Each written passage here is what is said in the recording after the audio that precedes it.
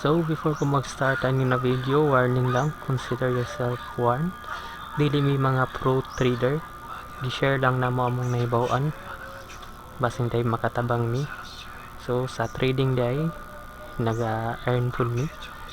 So share lang na mo ha, pero dili mi pro trader. Nagid po yung mga time na mapildi mi. So share lang basin makatabang di ay. So start na ta.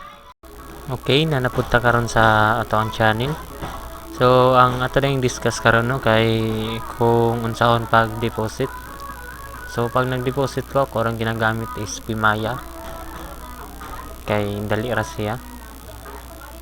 Okay, so sugdan na nato ni. Na adto ta sa xm.com.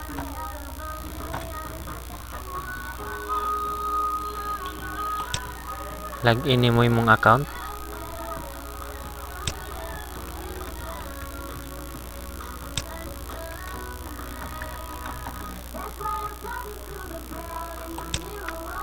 Login.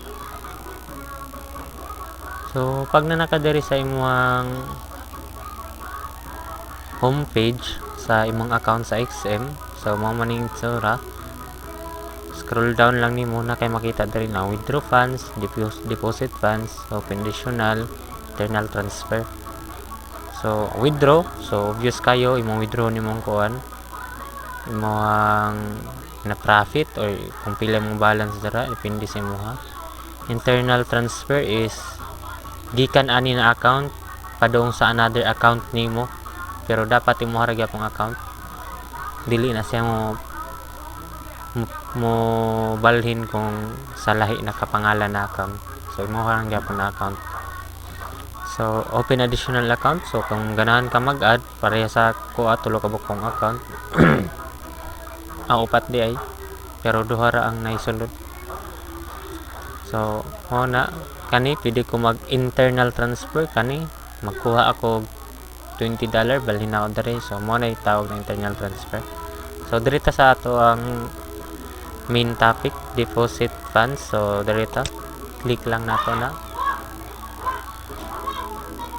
So mamili lang mo kung unsa inyong gamit. Kung na mo Skrill, click lang niyo na Skrill, online bank kana. So kung gamit is Pimaya, dirita sa credit o debit card.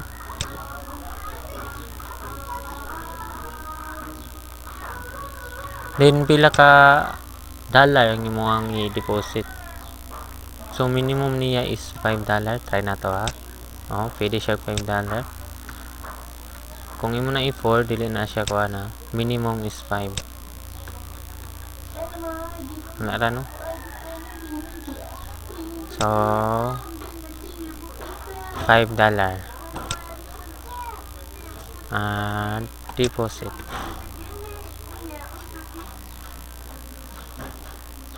Please review the payment details and click on confirm to proceed. So review ninyo na inyong XM account ID o pila inyong i-deposit. So confirm.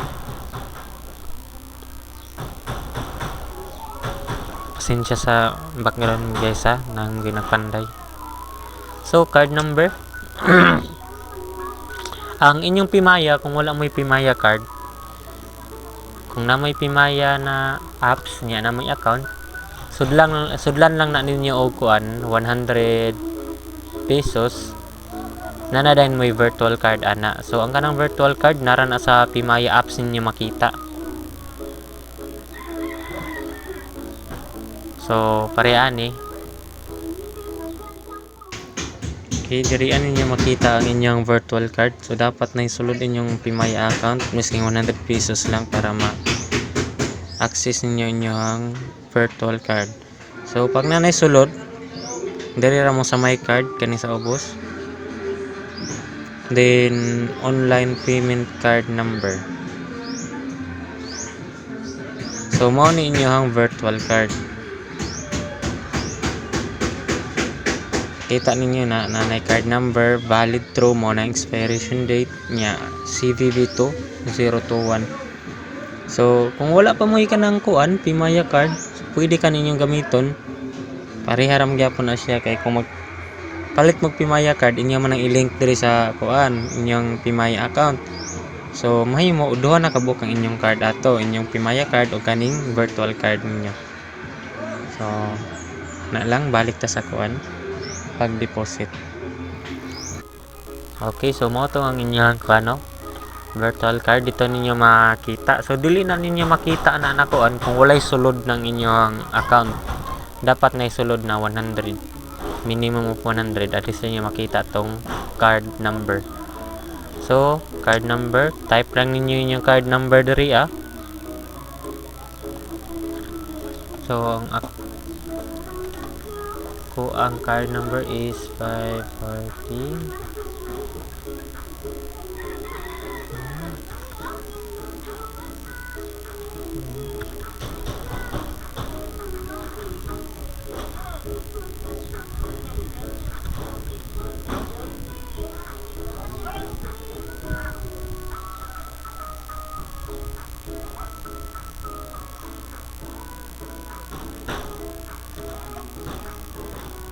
So expiry date, so makita ninyo ni sa kuan ubos sa inyong card number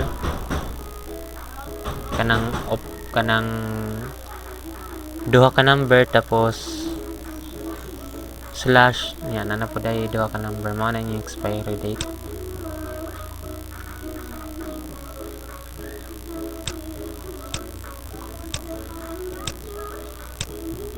Kani CVV to or CVC to sa likod ninyo makita kana bitaw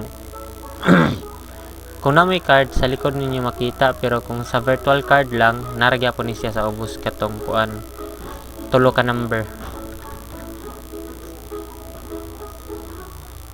then pay dayon.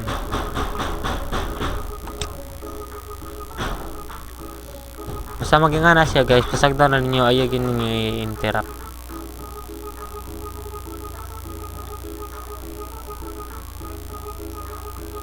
Halatan na ninyo na. Okay, successful deposit. So nag-text na sa ako ang kuan. Nag-text na sa ako ang Pimaya. So kaganina 206 ni nag-deposit ta og $5 kanina 211 na ni. So dali ra kayo no deposit, dali ra kayo maabot na siya. So kato lang sa karon. Salamat.